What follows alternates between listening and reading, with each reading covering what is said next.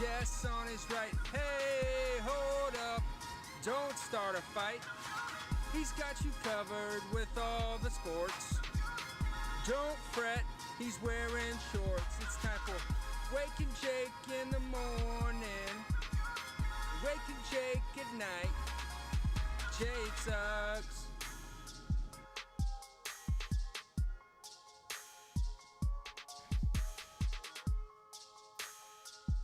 Good morning, Bakers. What is going on, everybody? Happy Monday, Feb 7th. A shout out to everyone. BBD, we're over 5K subs. 502. Oh, happy Monday. Claps in the chat. You guys are the best. Couldn't even save that for the end. Had to get it out there. Hope you guys had a good weekend. Weird weekend in the sports world. Olympics are live. Touch and go with a lot of people with these Olympics. China. And everything's not like live. So that's tough if you're an internet person. Like it's kind of going to come across your timeline. I'll say this. I still love what the Olympics can bring out of you. I got caught watching the skeleton or the individual bobsled or something like that. And you get all the stories instantly, and it's like, all right, this guy, if he keeps his foot tight, he's been number one on the circuit this year. And this guy finished third in last Olympics because his ear fell off mid-run. So, I don't know. The Olympics are the Olympics. It does feel weird having them this close to each other, the whole time zone thing and all of that. That has made it a little tricky and hard to appreciate, so I get that. I think a lot of people are on the same page there. Pro Bowl, I mean, my goodness, we're getting to an odd place with that.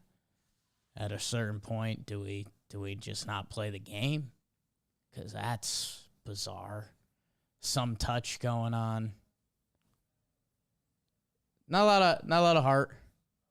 Not a lot of heart. Don't get me wrong, I like the fun stuff.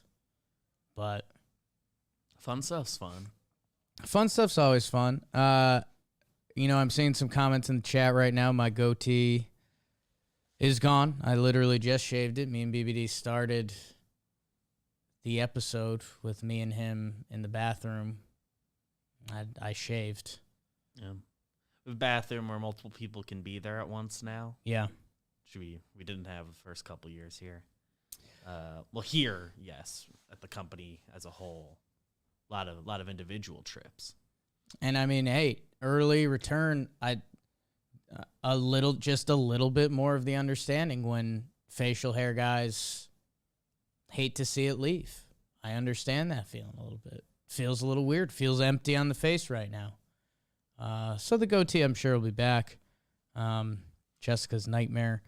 I did watch some college basketball this weekend, which was actually a treat. I watched my UConn Huskies lose to Villanova. Noon game. Love a good noon sports game that if you can sit down and watch it. And I bet Villanova to win because I did the classic if they win. If UConn wins and I lose the bet, I'm happy that UConn won. If Villanova wins and I win the bet, then I have money. So that worked out for me. Caught some Duke UNC later. Great energy there because it was Coach K's last game at Chapel Hill. So that was fun. And it was just a reminder of how close March Madness is getting, which is really soon. Like a month away from Selection Sunday, kind of. So, and with all of that being said, let's be honest, it's Super Bowl week. Rams, Bengals, we'll hear about that all week. The actual media day that kind of started sports media days. We will have our second episode this week be a full-blown Super Bowl preview. I think Rosie, haven't actually talked to him yet. It's tough on me. It's my biscuit. We'll see his schedule. But we did it last year, and that was fun. So maybe that's an annual thing. If not, Bobby Skinner. And maybe Bobby Skinner will refuse because if he's second rate to Chris Rose, He's allowed to. he just doesn't accept that. So there will be a Super Bowl preview. I'm not going to start a lot of Super Bowl stuff on Monday, although I will say I'm starting to drink a little Bengals Kool-Aid. Part of it was, and I want to give a little sports shout out to ESPN, because, you know, I'm pretty quick to give ESPN some crap when they play an Eagles concert on ESPN, because it's just not sports at all. It's just not sports. Yeah. Not even close to sports. It's not tangential to sports. Like, it's not an eating competition that you're like, is that sports? Or it's not, you know, even darts or chess. Was that concert at least like in a major stadium? Might have been or in the LA Coliseum or something. Yeah, that's not one I care about. I watched while I was doing some chores last night.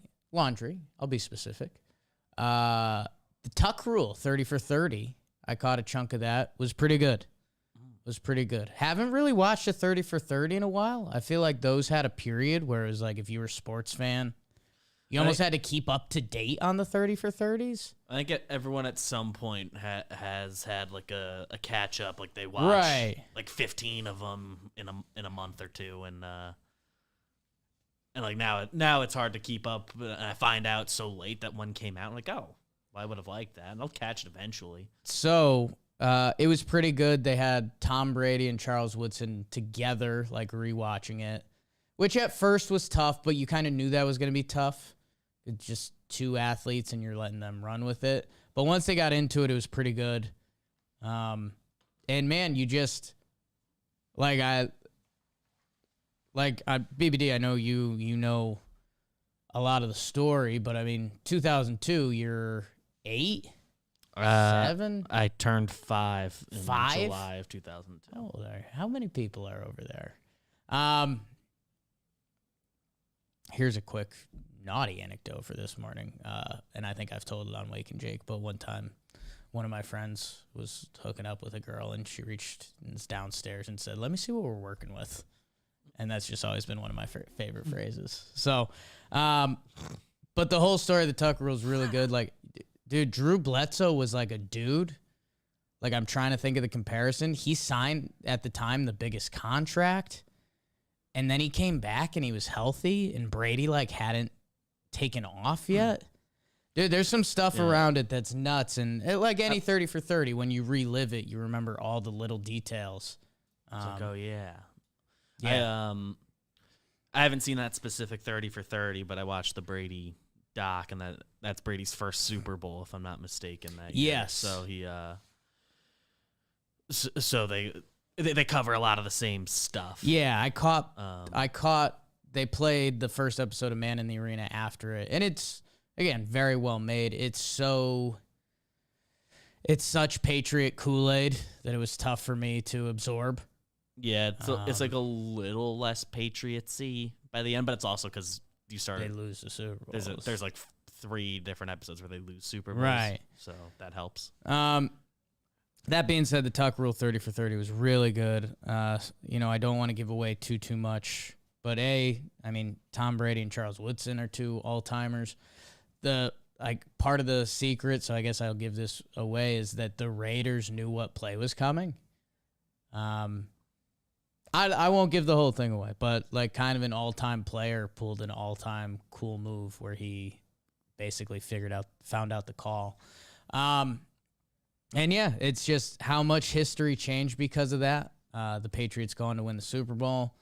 They did it a little hokey, but there would have been a genuine conversation if they lost that game, which if that play had stand, that was it, that Drew Bledsoe would have gotten the starting job the next year.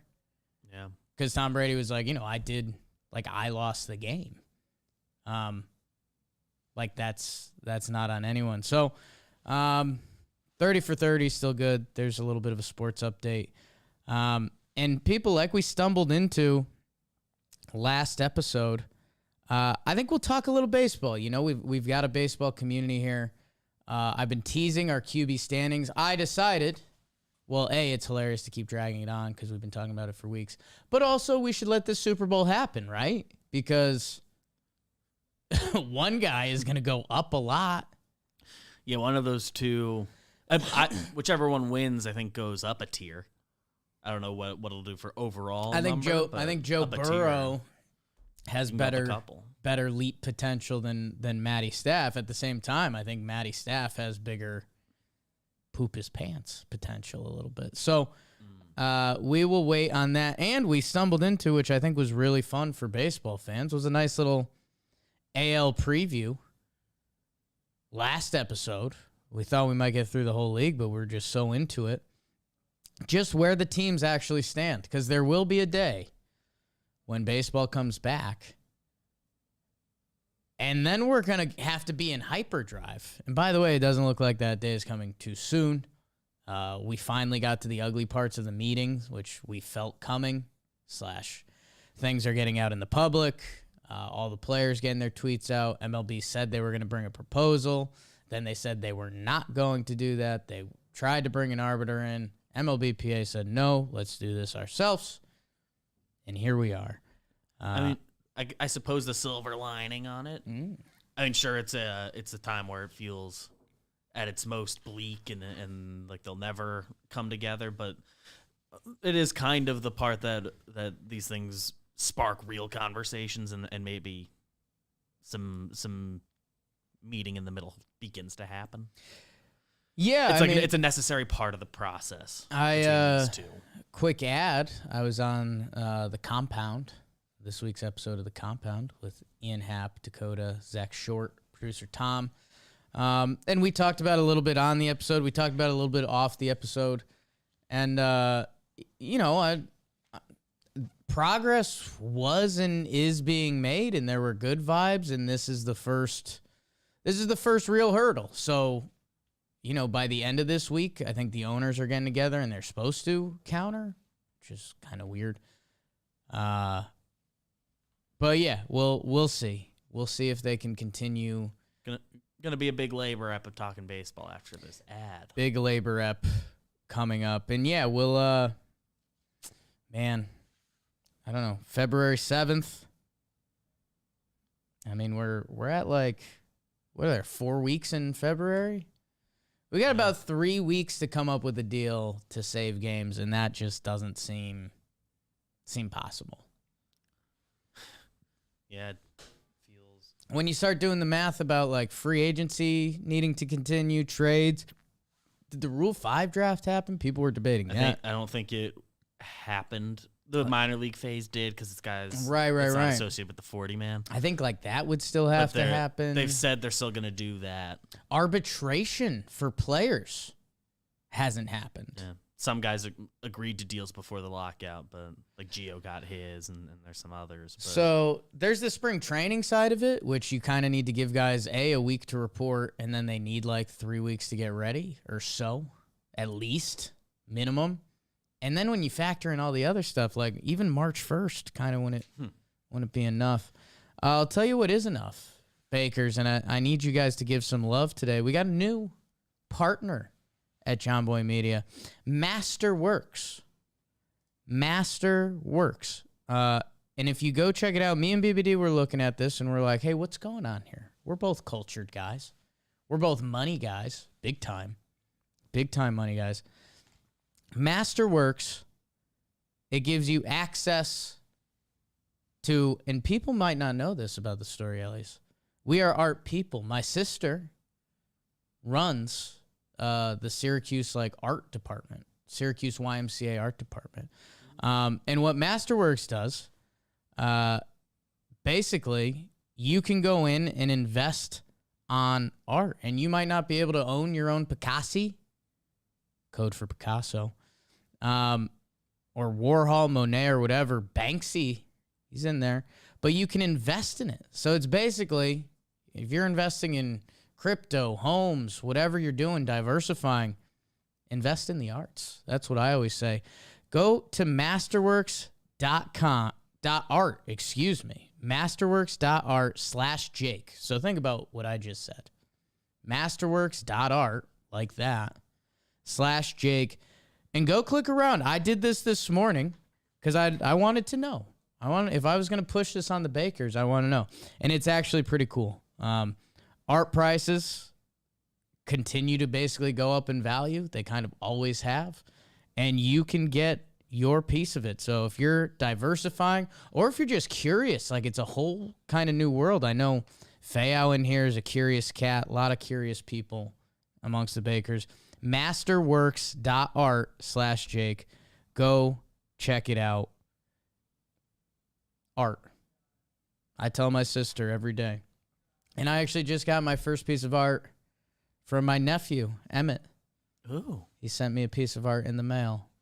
So maybe we'll see if we can get that up there. I mean, that would be really pimping out my nephew early, I think. I mean, you guys, But, early investors. you know, start investing in him now. So go check out Masterworks. We appreciate them. New friends or old friends here at JOMBOY Media. Let's talk some ball, BBD. We're going to be doing that for the next couple hours, like you mentioned. Well, actually, talking baseball, it's kind of not talking about ball. And that's where, again, we stumbled into this last episode. I wanted to talk baseball. I've been getting the itch. This time of year is normally itch season. Whoa. Like we've normally, I think under normal circumstances, we would have probably just recorded the first PPPs, TPPs this weekend. Like we'd be sinking our teeth in. We'd be like, kind of in 6-day-a-week mode again. Like the Pirates aren't going to sign anyone else. We will see again when all of this ends, which I don't know. I can't tell you if it's going to be March 1st or if it's going to be like July 1st, which is a scary thought I had.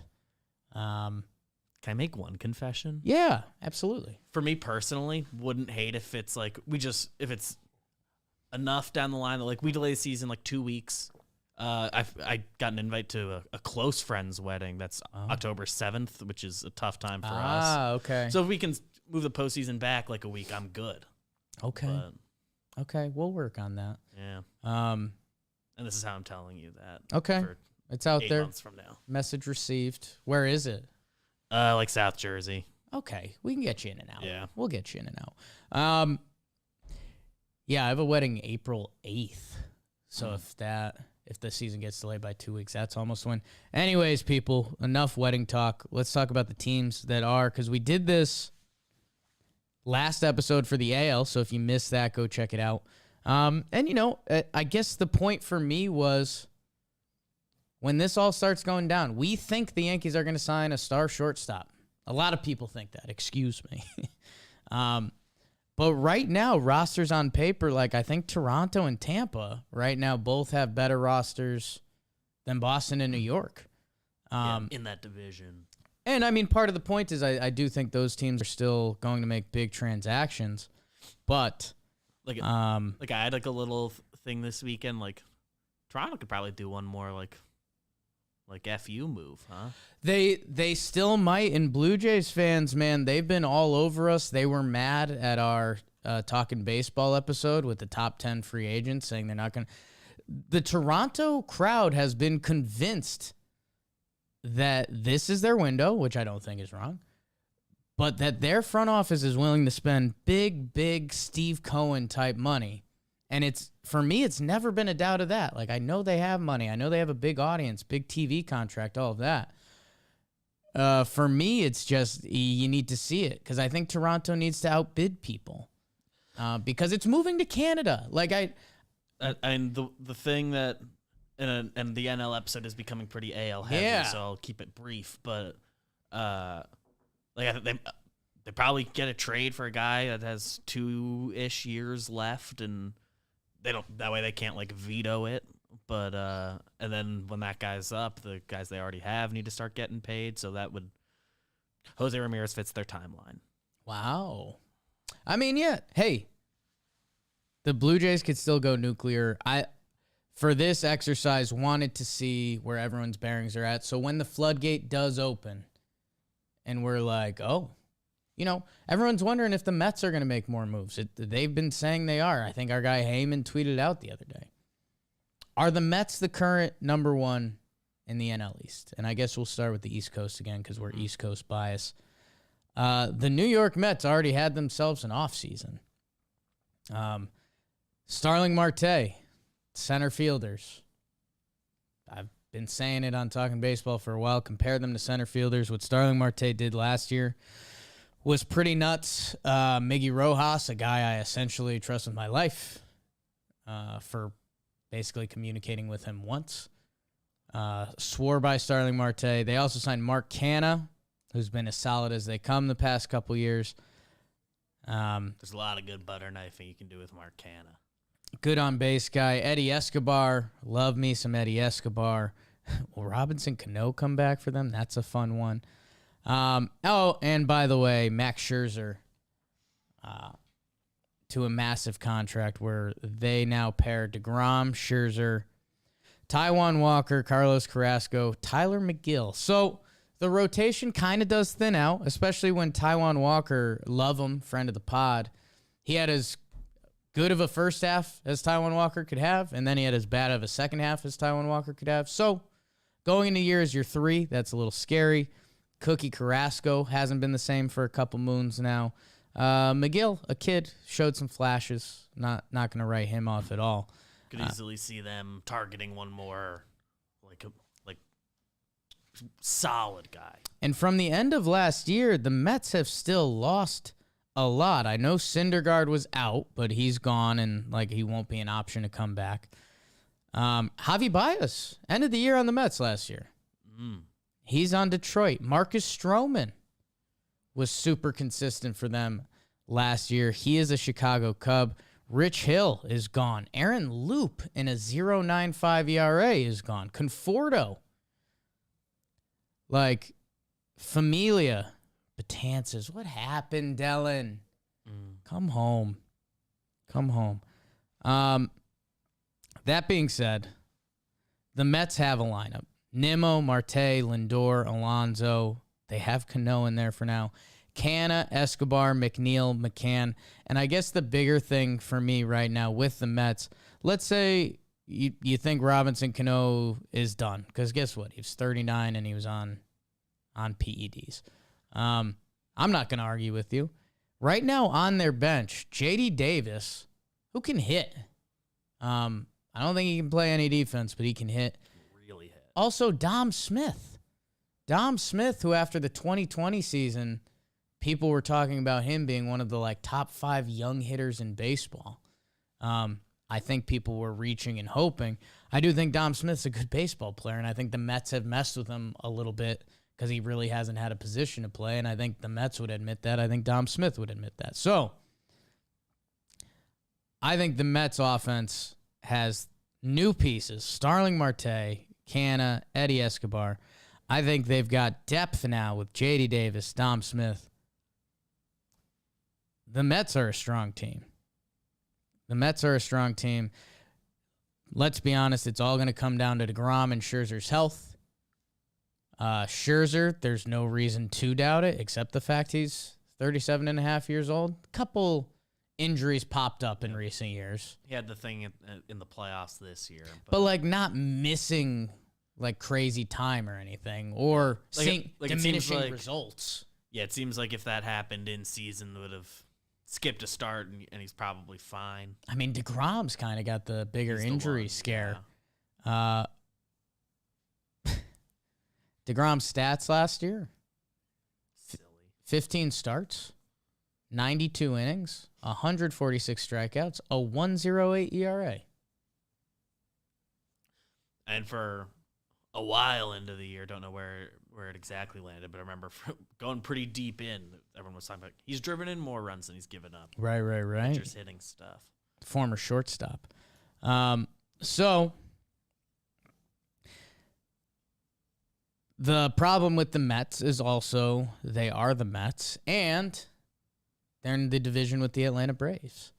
And the Atlanta Braves, again, this is where things get pretty tricky pretty quick with Freddie Freeman being a free agent, which Papi Gordo, myself, kind of brought to light, and Heyman also ran with that. Sorry about it. Currently, no Eddie Rosario, no Jock Peterson. No Jorge Soler as of now. Which is Marcell Ozuna coming back? There's kind of a big question mark for them. I think he is. I think so. Like they said, he's like at least by MLB suspension stuff, he's eligible. He was good for them. Don't know. Right now, their lineup is listed as this: Dansby Swanson, Ozzie Albies, Austin Riley, Marcell Ozuna, Adam Duvall, Travis d'Arnaud, Drew Waiters. They think him and Pache, the two young guys, are currently listed in their outfield. They have Orlando Arcia at first base. I'm not going to take that as a reality. Everyone thinks Freddie Freeman's going back to Atlanta. He probably is. A good chance he does. If you're the Braves, they've got these cheap contracts for some of their other young guys. Almost makes perfect sense to bring him back and pay him. Yeah, I'd bet my money on him on him going back to Atlanta over the field, but you never know. You'd like to think so. Young, thick Austin Riley, what a year last year. Is that going to be the norm, or is he going to come back to earth a little bit? Interested to see on that. And one of the Braves' sneaky secrets, the pitching. Max Fried, really good. Charlie Martin, still doing the damn thing. Ion Anderson, our guy. Husker Ynoa, what's that kid going to be? He's 23. And then they've got a bunch of other young arms. Tucker Davidson is currently listed there. Tuki Toussaint's been floating around. Sean Newcomb. Soroka, when will he be back? Because he's supposed to be the best pitcher of that crew. Let's see. Kyle Wright. Kyle Mueller. Mueller. That's weird. The Braves have really good young pitching depth that it feels like things are going to click, and they're just going to be there. They are really good. I do think, God, if they don't bring Freddie back, what are we doing? What are we doing? That being said, right now, the Braves on paper, half of their lineup doesn't scare you. It just doesn't. Like, I love d'Arnaud, but he fell off last year. Adam Duvall's Adam Duvall. I know the RBI are there, but 228, 281. And him as your 7-hole hitter is different than your projected Very 5-hole hitter. Very true. They're gonna get a first baseman. You hope it's Freddie. They're gonna get somebody that'll change things. Love me some Ozzie Albies, though. I'll say that. Dansby just into the Vandy Hall of Fame, so that's huge. Bullpen should be discussed. They were obviously disgusting last year during the playoffs. Oh, and how about Ronald Acuna Jr.? Whoops. That guy will be back. I don't know. I think talent-wise, Mets probably have the Braves, but I think just how baseball works, even if this was the actual roster, which the Braves will have more moves, you have to take Atlanta. They won it all. And their depth, while the Mets have kind of veteran depth, Eddie Escobar depth, J.D. Davis depth, those young pitchers for Atlanta, I mean, these are guys that were starting World Series games that currently aren't in their rotation. Kyle Mueller, Kyle Wright. If one of those guys clicks, Tucker Davidson, think 3 young arms that now had postseason experience. If one of those guys clicks, their rotation is stacked. Like stacked. So the safe money is still on the Braves, even after everything the Mets have done. Both teams will be looking to make moves as we come out of it. Mets supposedly still big boy moves, so we'll see. And I guess I would support that because I think they're still in the same realm as the Atlanta Braves, if not behind them still. Braves just have the benefit of the doubt. Good organization stuff. They should. As they should. We clicked on that baseball reference one day, and it's like, oh, the Braves have been dominant. Like, they took a little lull in the middle, but otherwise they've been dominant for, like, 30 years. 22 out of 30 years. BBD, your Phillies. Segura, Hoskins. Remember they lost him for a bit last year. Harper, Real Muto, Didi, Bohm, Hastley, Vierling, Moniak. Who? Ha! Wheeler, Nola, Ranger Suarez, Kyle Gibson. Prospect Hans Kraus maybe rounding out the rotation. And they signed Corey Knievel, Evil Knievel, before free agency ended, as they still try to improve that bullpen. What do we see with the Phillies? Harper. Yeah, I mean, the second half of their lineup is just a mystery right now. Didi was bad last year, as Yankee fans convince ourselves to bring him back. Alec Bohm, BBD. Well, genuinely a lot of hard hit outs and all that, Okay. and that's tough. And you can do some since May whatever numbers, but the overall product's bad, and he isn't the answer at third long term. Well, the other side of it. And the fun part, which again we're really hoping to get to with baseball, the Phillies are going to make moves. I think they're in the Correa race. It just seems They're 1,000% getting a corner outfielder. Everyone's been on that. It's kind of what pedigree, Conforto. People think Castellanos, Schwarbo. And they could use it. And if that person can be their fifth hitter or even slide Real Muto, Segura was really good last year. Fun to watch. Hoskins is Hoskins. Bryce Harper, MVP type guy. JT Real Muto. They need another bat, if not two. The pitching's low-key good.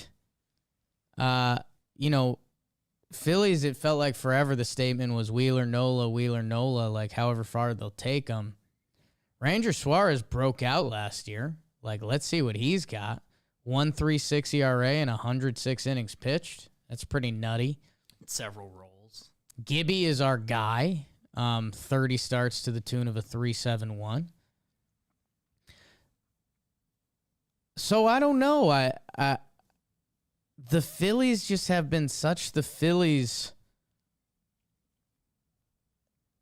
It doesn't feel like they're on the same tier as the Mets. And it's especially like overall bullpen depth after Knievel, Alvarado. Right. There's not really anyone you're going to say going in. I know I'm right to trust them for now. Connor Brogdon fans, stand up. Yeah, man. I don't know. They brought in Dombrowski. I think they're going to make impact moves. I pick them to get Correa. I mean, doing some tea leaves. It's not perfect. The fact that I think that means that if that doesn't happen, I mean, you're talking about a Conforto, Castellanos, Schwarber. Will they go and get a pitcher? Are they in on Rodon? Does that change their future? One more You know what? reliever would be great. This team is in the dance with the Mets. It's definitely if the things go right, this team for sure. They have enough talent at a base level. They need some of those bottom guys to have closer to best case scenarios than what they got last year. But yeah. Ranger Suarez is the pivot point. I know we talked about him a ton last year. If he's a legit top of the rotation 3, I think that sure does change their outlook. Because think Kyle Gibson in the 4. Like, I think that's going to be a level of consistency and veteran presence that if 4 out of 5 days a week, these Phillies and Bryce Harper are getting a good start, the NL East, just like the AL, is going to be a bloodbath because let's talk about one of the best players in the game, Juan Soto. Unfortunately for him, I think the Nationals are going to be bad. Big bad. Nationals, you won a World Series in 2019. Congratulations. I think right now is a really good time to be rebuilding. Because I do think the NL East is absolutely stacked. Hey, hope Strasburg, Corbin bounce back. Hope Josiah Gray is the truth. Hope Kelbert Ruiz, also the truth. You're going to lose a lot of games this year because the Miami Marlins are also very good. Let's start with the rotation. Sandy, Alcantara. Nasty. Trevor Rogers, he broke out in a big way. Poppy Gordo was on that. Whoops.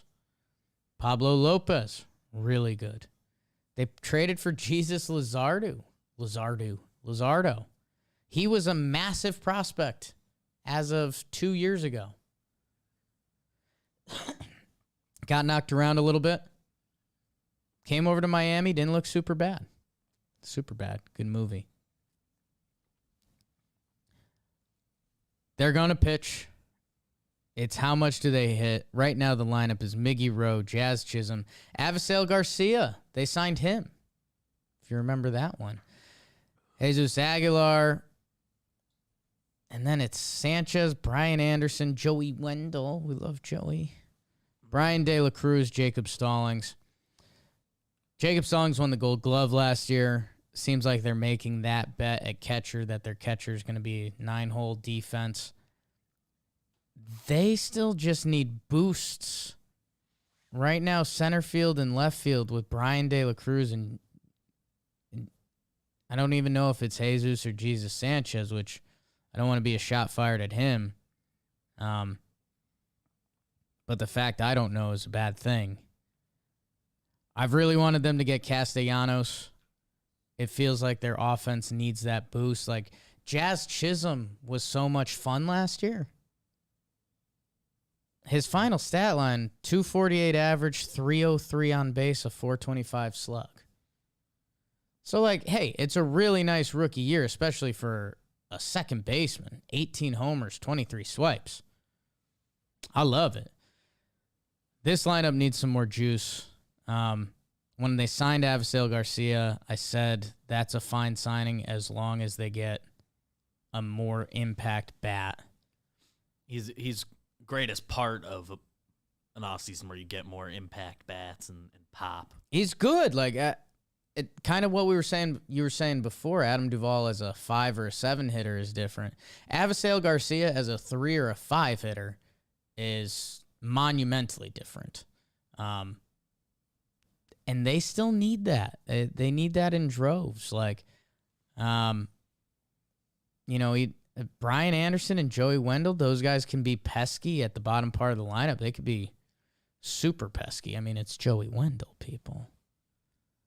They need more beef. I hope they get it. It feels like their young pitching is entering a window. It is absolutely brutal, the division that they are in. And I don't know, man, like, the final NL East standings last year, Braves, 88 wins. They won the division with that.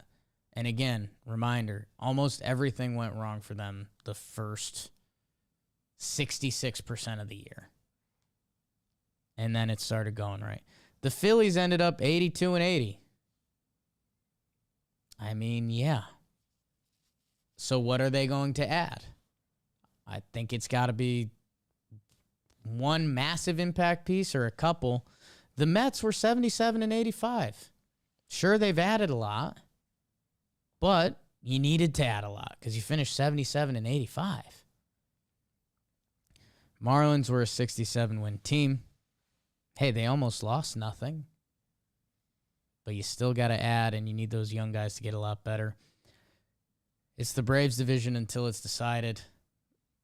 But again, just circle it, man. Like, the Mets want to do more. Cohen wants to go nuts. The Phillies, they brought in Dombrowski for a reason. They want to go. And meanwhile, the Braves, unless they totally screw the pooch on this Freddie Freeman thing, which they might, by the way. I think the Dodgers and Yankees are throwing them money. the Braves are still out of reach for both of them. NL East. How about that? Let's go over to the Central. Just talked to Ian Happ of the Cubs, compound, flex. They made some noise early on. Did the Brewers win the Central last year? They did. 95-67. Corbin Burns, Cy Young. Whoops. They've already lost some pieces. Eddie Escobar, Avisail Garcia, Manny Pena over to the Braves before. Didn't mention him at the catcher position. Sorry, Manny. Second in starting pitcher ERA last year. We always think of the Brew Crew's bullpen. Boy, could they pitch. Burns, Woodruff, Peralta, the law firm, Hauser, and Eric Lauer Power Ain't bad. with a really solid year last year. We all know Josh Hader, Devin Williams. It feels like this team always finds Brent Suter types, Jake Cousins, Aaron Ashby supposed to be kind of next in line. He's their top prospect. And he's supposed to move to the rotation at some point. Yeah. I don't know about this year. It'll be interesting to see how they handle him. But the Brewers are a super well-run organization. Pitching-wise, it always seems they're there. We always end up talking about the offense. And they did make a trade. They brought in Hunter Renfroe. Remember that? Kind of reported that. Colton Wong, Willie Adames, who is a different player on the Brewers, Yelly, Chris Rose rotation, Hunter Renfroe, Rowdy Tellez, Luis Urias, Omar Narvaez, Lorenzo Cain, Tyrone Taylor.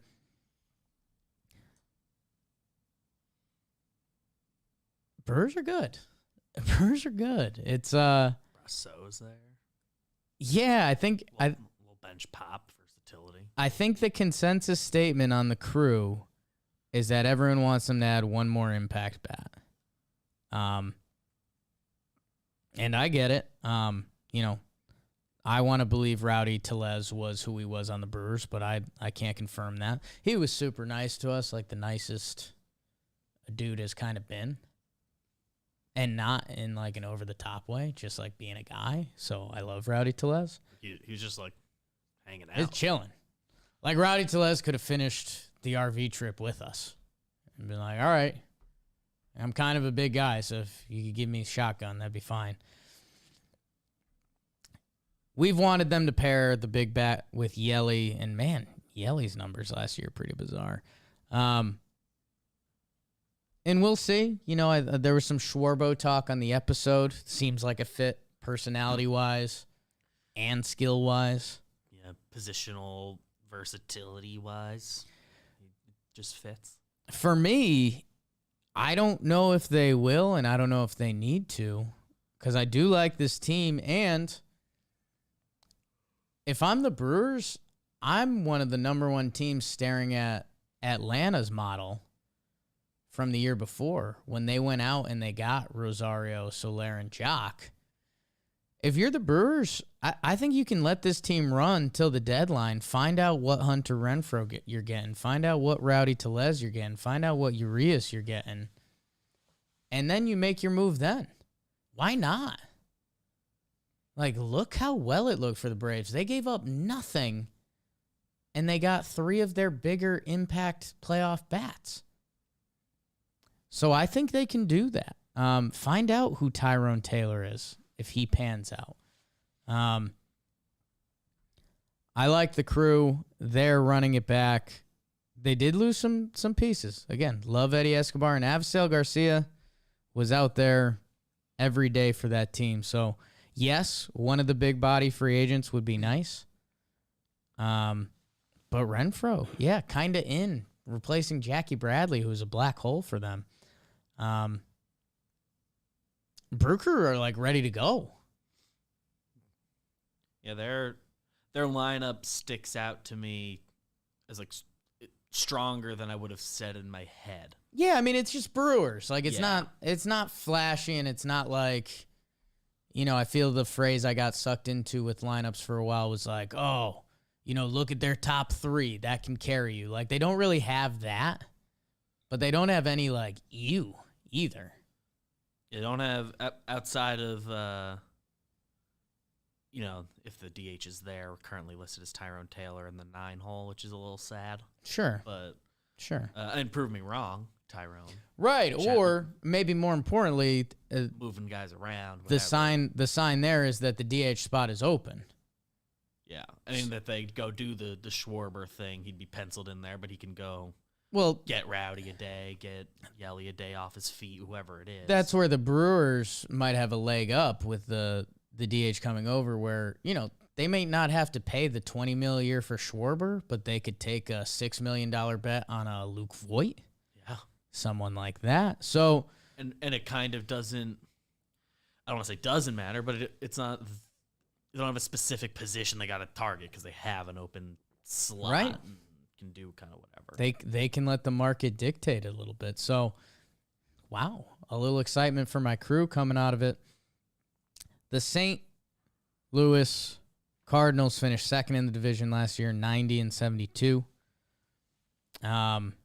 Edmund Goldschmidt, Tyler O'Neill, breakout, my king. Nolan Arenado, Dylan Carlson was finding it by the end of last year. Gonna be a 40-year-old Yadi Molina. Love that. Paul DeYoung, Edmund Sosa, Harry Bader. Okay. So, Lars Nootbaar may be getting in the mix. Yeah, I mean, this is another team where they need a DH, and they need a lefty DH because their lineup is all righties except the switch-hitting Edmund and Carlson. This, I am now having flashbacks to I think I said on a Talking Baseball, this team would sign Schwarber. I think what we're finding out is it's a good time to be Kyle Schwarber. He will have a market. 15 more DH spots opening up, and you're a mashing lefty. If you can get, it does feel like the Brewers and Cardinals, just being both the same division, could be on him. Yankees, Red Sox could both be in on him. Like, it's a good time. Some in division. It's a good time to be Kyle Schwarber's agent. They'd be like a sneaky Conforto team, maybe. They're going to add another bat. Right now, the lineup, very top-heavy. How much do you believe in Tyler O'Neill? I want to. My king. I think you could still say him and Dylan Carlson. One of them is going to be good for you. What level, I don't know. Can both be. Not sure. Yadi's Yadi. DeYoung, Edmund DeSosa. I think you let them figure it out at shortstop. Some Cardinals fans think they're in the shortstop game. We'll see. Sometimes the Cardinals can drop a nuke on you. I don't think they're going to have that much money invested in Goldschmidt and Arenado. I mean, they got rid of Colton Wong for like $10 million the year before. I mean, they had a good replacement in Tommy Edman, but it doesn't feel like that would be the next big place. Yeah, I don't see them doing the long term when they have that much money committed to, especially Arenado. Cardinals are a good club. Waino, Flaherty, Steven Matz. How about that? Steven Matz, one of the free agents that went. Dakota Hudson. Wow, he'll be back. Miles Michaelis. Giovanni Gallegos, tied myself to him for no reason. Reyes, Cabrera. Cardinals, like you've said, BBD, they get organizational points. Yeah, they're if they stay quiet, I don't love the Cardinals lineup. Yachty is what Yachty is at this point, and I understand it. Like I would love Yachty on my team, I think. But if you have Yachty and Harrison Bader, who did hit a little bit last year, also awesome defense in center field. The positions they play, that is important. Yeah. No, like that's a win. And then shortstop, another position it's tough to get offense. They've got some coin flippy options between DeYoung and Sosa. Sign one more bat. Depends what level of impact. 40-year-old Waino. God, he was so good last year. Jack Flaherty had a weird year last year. Somehow his stats look good. That's kind of bizarre. Steven Matz, apparently they believe in that. Long Island boy. Good for him. Another good organization. It does feel like until they make they need to make an impact move to kind of take over this division. I guess the other thing, and we'll see where playoff format and everything lands, they have some prospects who might be on the way. Nolan Gorman, Matthew Liberator. Cardinals are a well-run org. And I think they can almost pencil themselves into a playoff spot. Like, Brewers and Cardinals are going to end up with a pretty good record. And depending what the playoff format looks like, I think both teams are going to be there. So I don't think they even need to make impact moves. And if they do, they can save it for the deadline. I do like Catharsis in the chat. Just said Eddie Rosario's fit on the Cardinals. Yeah. I mean, if he can lock in every day, DH, maybe a little outfield if you need it. Like, he's not bad out there. We saw him with nice outfield assist in the postseason. But yeah, just you could pencil him in like maybe the cleanup spot. Maybe fifth. Yeah, I like that. I see them making a move like that just to bolster it enough. They need one more body. But yeah, otherwise I think they're going to stumble into enough wins because the next scariest team in that division, it's Reds or Cubs.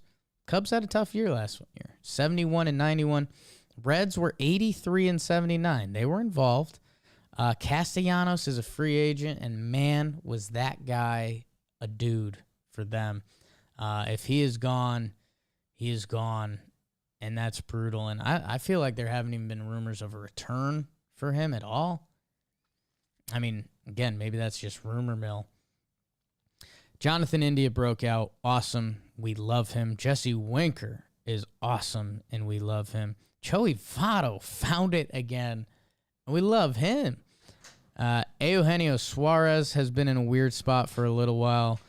Tyler Naquin did the goods last year. Tyler Stevenson, we love. Moose, we love. Right now, yeah, you're concerned. What's going on with Eugenio Suarez? Reds fans, I've never heard an answer because it's just a weird stat line. TJ Friedel currently locked into center field. I guess Akiyama, they'll see whatever happens there. Nick Senzel, what's going on there? Number 2 pick overall one year. And they've kind of had a little bit of shortstop problem. Kyle Farmer was good for them, but and then in the rotation, Castillo, Molly, Sonny Gray, Vlad Gutierrez, our guy, and how about Javier San Martin? God, if that doesn't get you going. Feels like this team is a significant tier below the other teams. Hey, they signed Trey Amburgey to minor league contract. Love him. Friend of the company. Yeah, man, I just think we'd be in a weird spot with the Reds if they don't make the move, which I don't think they're making the move. That, Jesse Winker is so good. Go look at his stats. I don't know what you do. Are they trading Luis Castillo? They let Wade Miley go to the Cubs. And the Chicago Cubs. I think the Cubs are going to be a blast this year. Some of the names in the lineup will shock you. Ortega, Schwindel, Contreras, Happ, Wisdom, Frazier, Hayward, Horner, Madrigal. That's a fun team. What is Ortega? What is Madrigal? What is Horner? What is Frazier? I think a couple of those are going to click. I think a couple of those will not click. And the rotation is Stroman, Hendricks, Miley, Alzolay, and Mills. Depending who you talk to, those first 4 ain't bad. You really wish there was a true one that was with them. Cubs are over the Reds right now. Sorry, Reds fans. Sorry, Cincinnati. Enjoy your Bengals, I guess. And like we've been alluding to on Talking Yanks a lot. Talking Yanks, talking baseball. Feels like Cubs are going to do one more thing because they paid for Stroman, although it's 2 and 3 year option, something like that.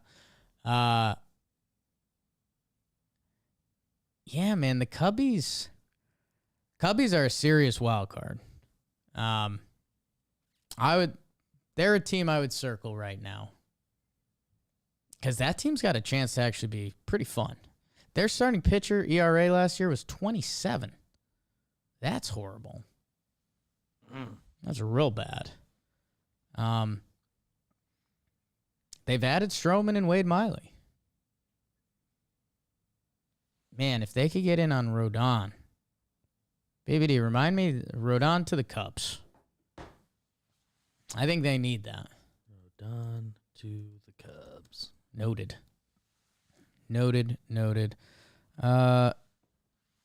Is there another Central team? Pittsburgh, play Cole Tucker. It's pretty simple. You have a star. Fucking play him. And then we'll finish up with the West. Try to be as quick as I can about it. Because this is another crazy fun one. The Dodgers. Or should I even start with them? Because they didn't win the division last year. The Giants did. Everyone saw what projections came out the other day. Was it Fangraphs projections that had the Yankees winning the division? Yeah, I don't know. I'd be curious what the formula is there because the Yankees currently don't employ a shortstop. Not sure what that was all about. It also had the Giants as a 500 baseball team, so they did not believe in Giants magic. Let's start with the Dodgers. The lineup will still kind of blow your doors off. Mookie, Trey Turner, Justin Turner, Max Muncy, Will Smith, Chris Taylor, Cody Bellinger, A.J. Pollock. Gavin Lux slated as the DH. He can also play some infield. I think they're going to be in on Freddie. Put Max Muncy as the DH. Or put Max Muncy at second, Or no, at the DH, and you have Freddie play first. I think they want to do that. I think that's their TKO move. Dodgers rotation, we did this last TB. Walker Buehler, Urias, awesome. Gonsolin, Haney, Price. That doesn't sound like the Dodgers.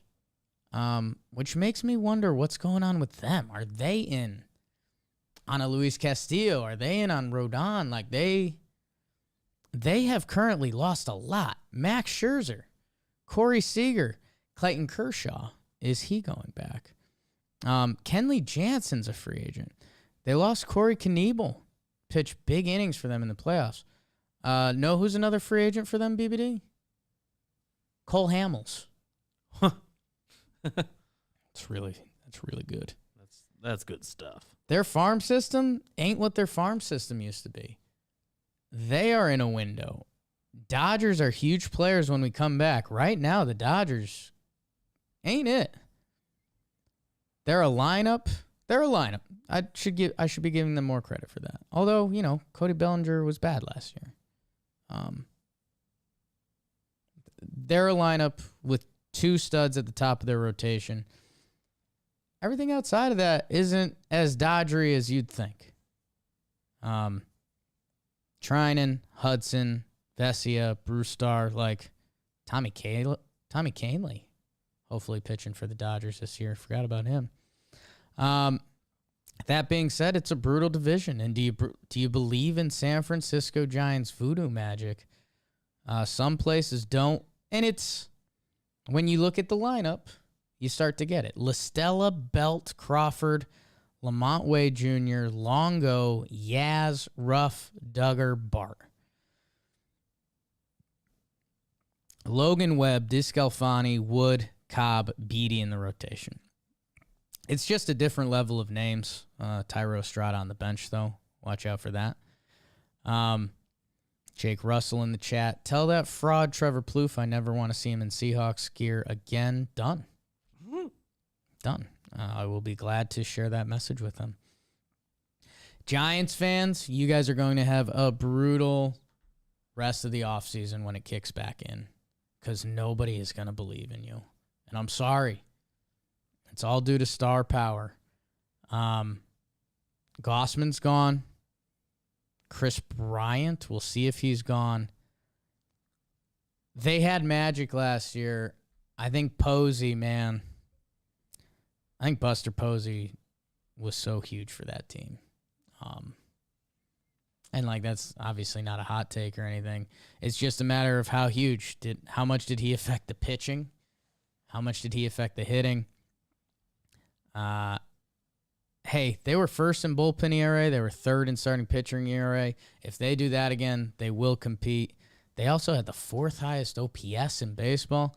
The Giants were locked in, and, we talked about their coaching staff. Next year is the year we find out if there's full-blown Giants magic. If they are a team like the Rays or if they are a team like the Brewers, that year in, year out, we're just going to depend on them. I don't know. Little scared. Because I'm also a guy that's drinking Padres Kool-Aid. This is the year the Padres have been building up for. Clevenger will be back. Joe Musgrove, Yu Darvish, Blake Snell, Clevenger, and then they signed Nick Martinez to somewhat real money, so they believe in him. We'll see what's going on. They still have a couple big prospects that were supposed to blow this over the top. C.J. Abrams, number 3 in baseball. Not supposed to get here this year, but we will see. Campusano, he is. He's supposed to be a pretty legit. He's a catcher, if I'm remembering correctly. Yeah, I'm not sure why I got hesitant on that. It's because they kind of have catchers. They made the move for Austin Nola a couple years ago, which I liked. And Caratini. Trent Grisham, Tatis, Cronenworth, Machado, Hosmer, Myers, Profar, Nola, and Mazzara. The lineup gets quicker than you'd like. They have Ha-Sung Kim. So, like him and Profar, they're super versatile MLB guys that help really get you through a season. They need an impact bat. I think this is the year they trade Hosmer and get off of his money. I think they package some prospects with him to do that. That being said, it hasn't happened yet. Their bullpen, guys down there won't scare you right now. Pierce Johnson, Luis Garcia, Pagan, Denilson Lamet. Remember him? He's technically in their bullpen. What's going on with him? He's been banged up. DrewPalm.com, torn flexor. And on the trading Hosmer point, attached some prospies there. I mean, they've some nerd blogs say they're like the new Pirates, where they're kind of the team that has been good at getting pitching prospects, especially to Major League Baseball, but haven't been able to kind of finish them off there. They've stagnated a bit. Tap in. If you get one of their close to MLB ready guys to take on Hosmer, if you believe in your Major League development staff.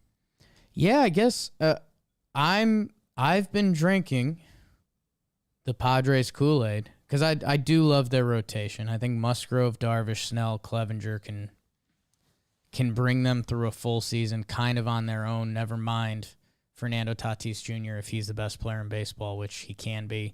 Cronenworth underrated. Machado's awesome. Go look at his stats page. Yeah, they do need to mix it up in that lineup because Will Myers and Eric Hosmer 5'6". If you could get rid of Hosmer, get a better body in there, and slide Will Myers down, you like that stuff a lot more. I feel like they're going to make a lot of little moves in free agency. Another fit for like an Eddie Rosario or a Soler. I think this could be another really good landing spot for them. Soler on this team, that would be fun. Chain hanging out, big old hammer. Right now, it's still the Dodgers.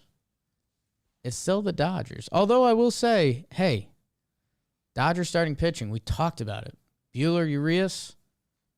Then you're getting into Catterday, Tony Gonsolin versus Musgrove, Darvish, Snell, Clev. Padres have the leg up there, and it's significant as of right now. If you could pick something to have the leg up in, that might be what you'd pick. Right. So, it does feel like still the Dodgers overall for this exercise, but they much more than previous years need to make one more like big addition. Dodgers, I'm not even sure what the Giants could do, although they were supposed to be massive players this free agency. Remember, they were supposed to be in on Scherzer? Like, a lot of people had Scherzer going to the Giants. So maybe they pull something out. 107 wins last year. That now I'm starting to understand why people were giving me Padres guff. Because no matter where you stand on the Giants, like, okay, let's find out. Like, nobody truly knows. If someone tells you they know if the Giants are going to be a 100-win team again, they're lying to you. Because they could be. I think they could also be 500. I really do. Where the Padres, they have some work to do. They have some serious work to do. New manager, like that for them. And I'm not going to get too lost in last year's final numbers. They were out of it, and when a team is out of it, you just kind of don't care anymore. Clevenger back. That's another stat page to look at. He was really good. We'll see what he looks like. First year back. Padres, that maybe what I'm circling is when the lockout ends, that's a team that's got to make a lot of moves. And I think they will too. I've bought in on that. I've talked about that. But for now, they ain't it. Rockies and Diamondbacks are in that division. Facts. Diamondbacks bounce back year. Which one can coax you out of retirement first? Yeah. That's what this year's about.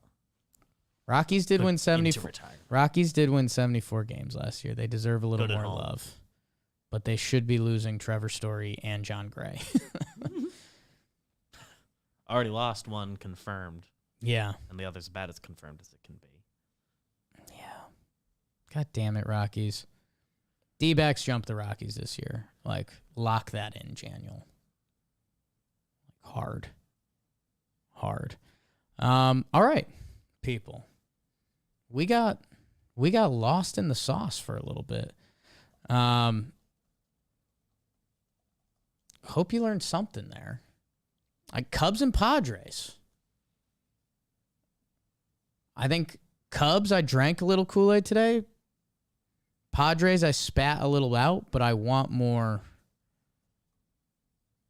You're ready to drink more Kool-Aid. Once the lockout ends, I'll want all the Kool-Aid. You'd love to get another sip. Oh, sure would. I know a guy named Walter, sure would. People, thank you. Last episode of Wake and Jake, I asked you guys to bake the algorithm because I ask you to do that to every episode. Bake the algo, leave a comment, leave a review, hit the like button, share with a friend. And I love when you guys leave sports topics to discuss. Matthew, honestly, not sure if Burrow ended the Herbert versus Burrow debate yet. Herbert has a rocket arm and less weapons on offense, still is productive. Burrow's kind of ended that for now. He's going to the Super Bowl. Herbert hasn't made the playoffs. Check back in and next year and see. Kind of ended that for now. Dan LeBlanc on the Blue Jays. Paper the Jays, 8 of the 9 starters are right-handed. Kevin Biggio, the only lefty. Jays really need one of the many speculated lefties or switch guys. J. Ram, Ketel Marte, Jeff McNeil, Cronenworth. I haven't seen the Cronenworth stuff. Conforto also in consideration. Okay, Dan. I don't know. Interested. We just talked about how the Cardinals might need Cardinals and Blue Jays need lefties. We're learning. We're learning together. Connor Green said if Jake were to get one ear pierced, he would look like the guy your daughter dates purely out of spite. That's when I was a goatee guy. So I get that. Doesn't mean it doesn't sting less. But thank you guys. Numbers have been good lately as we build up to the Super Bowl, and we stumbled into a couple full baseball episodes. So thank you guys. Truly appreciate it. Bake the algorithm. Like, comment, share with a friend. BBD, I have a bro of the night I'm pretty happy about. Oh? It's a lady, bro. Oh, love a lady, bro. It's Iowa basketball player Caitlin Clark. BBD, I might have a clip made of this. She is awesome. She is college basketball Steph Curry. The highlights are insane. I'll try to find some while I can, but she pulls up wherever she wants. Like easy logo stuff. Here, I'll turn one to you, BBD. Not sure if we can get this on. Oh boy. Oh no. Oh boy. Just hit the wrong button. Caitlin Clark, Iowa. Look her up. Just pulling up from the logo, like late game. Like no rules. She was getting doubled and triple team. I promise you, the original idea around this was to someone that deserves love, or maybe you should go check out in the sports world. Please look at Caitlin Clark's highlights from today. Disgusting. I know people sometimes give women's hoops a lot of guff. Watch Caitlin Clark's highlights and tell me if you could give her any guff, because she's next level. Big fan over here. Caitlin Clark, bro of the night. All in. Maybe my bro of the night to a close personal friend of both of ours. Bobby Portis. Wow. I think Saturday night. Yep, Saturday he had a 30-point game and a win.